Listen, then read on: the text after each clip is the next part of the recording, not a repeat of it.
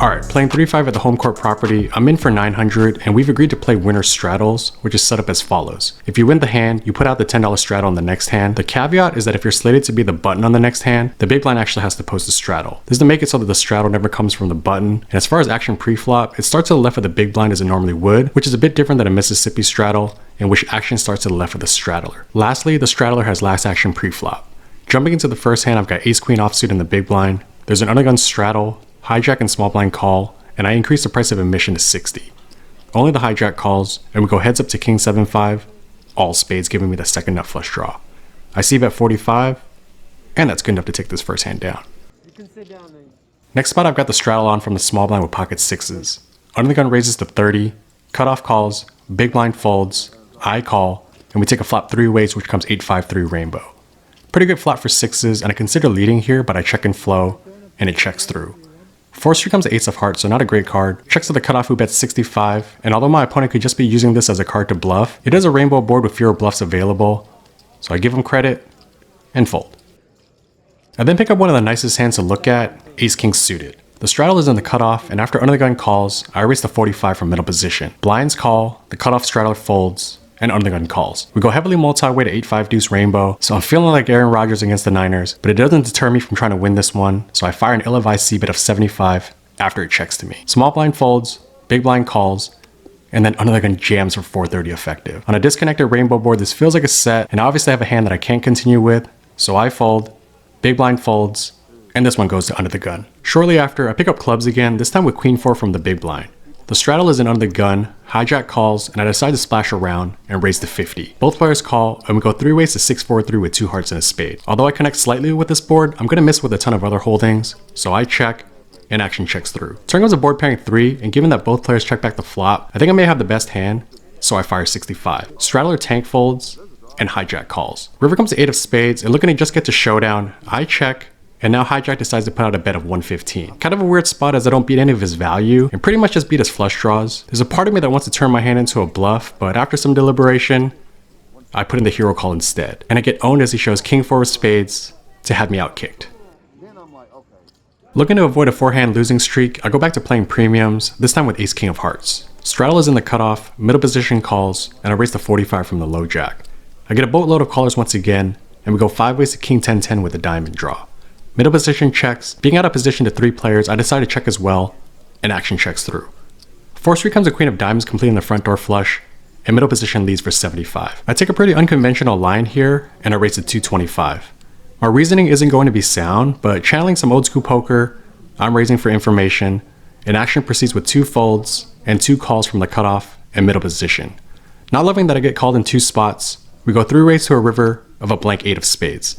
Middle position checks, and it's going to sound weird, but I consider turning my hand into a bluff to get a flush to fold, since I should be the only one that can have kings full or queens full in this spot. The problem is that cutoff called the 225 bet on the turn, and I have to give him some credit for trapping with full houses. If I was holding the ace of diamonds, I think I'd be more inspired to entertain a bluff, but long story short, I decide to check, cutoff checks, and middle position wins with 5-6 of diamonds.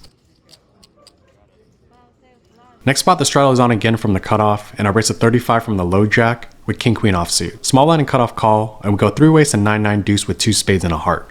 Small blind checks, and given that I've been c-betting a ton, I decide to pull back and check. Cutoff takes the green light and bets 45, and after small blind calls, I've got a hand worth floating, so I call as well, and force comes at 8 of hearts, so the back door is officially closed unfortunately, but action surprisingly checks through. River rolls off the 7 of hearts, which does nothing for my hand, and after small blind bets 130, I fold, as does the cutoff. With Broadway holdings not working, I next give it a try with 4-5 of hearts. The straddle is on the big blind, and I raise a 35 from under the gun, to which low jack min raises to 70. Folds back to me, and I proceed with a call. We go heads up to 10-4 deuce rainbow, giving me middle pair and running possibilities. I check call low jacks down c-bet of 55, and looking for a dirty backdoor, it comes clean again for my opponent with the jack of spades, and I check fold to low jack's bet of 150.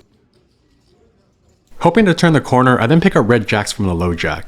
Small blind straddles, middle position calls, and I raise to 45. Only the small blind calls, and we go heads up to ace 7-3 with 2 hearts and a club. Not great to see an ace, but after small blind checks, I reach for a c-bet and get a quick fold. Nice to win one after bricking the last 6 hands.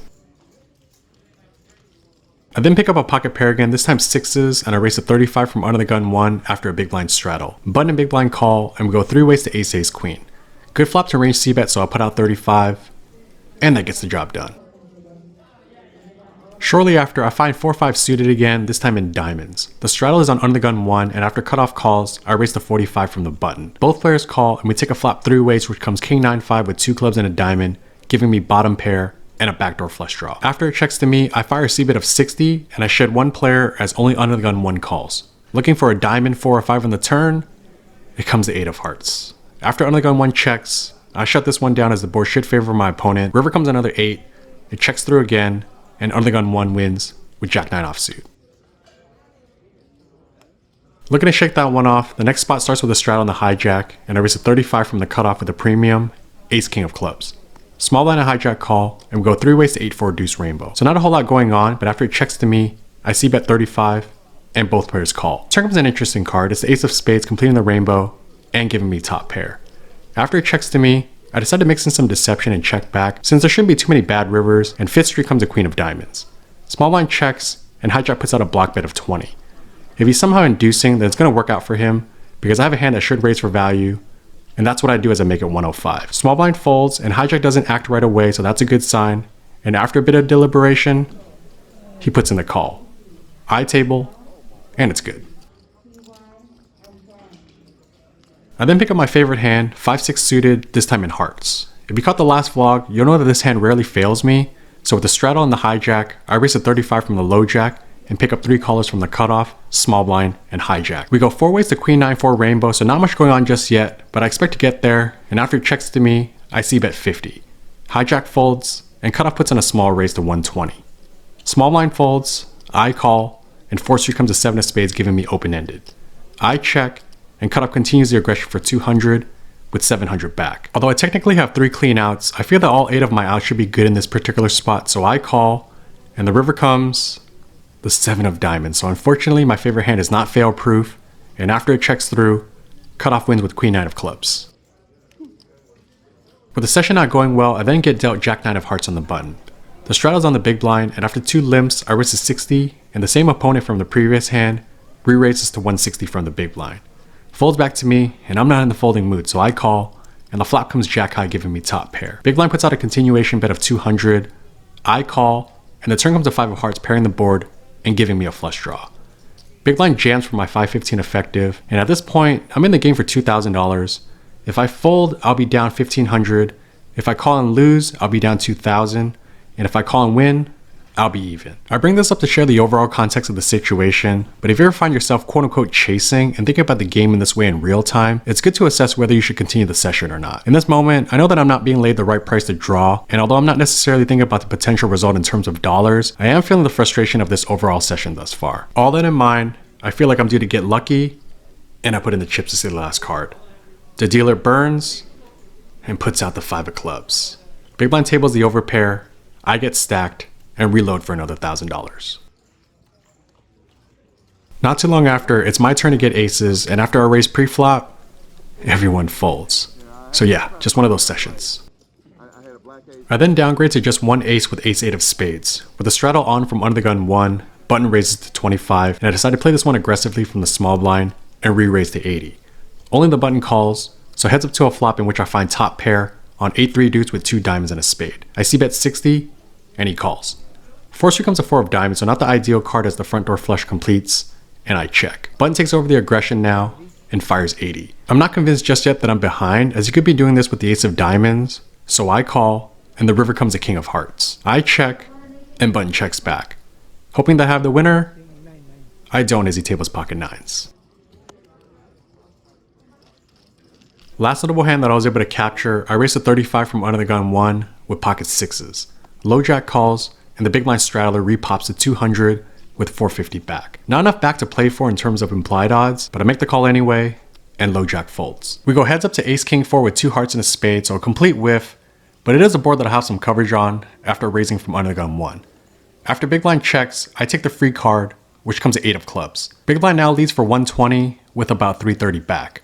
On one hand, a fold is standard since I miss, and there isn't a whole lot of maneuverability given the shallow stack depth. That said, with some range coverage on this board, I'm thinking that maybe big blind has a hand like 10s through queens that'll fold to a raise. So I'll offer a value size raise to 260, and he doesn't think too long and lets it go. So while this was potentially a punt in progress starting with the pre-flop action, I get a bit lucky to leverage this board texture.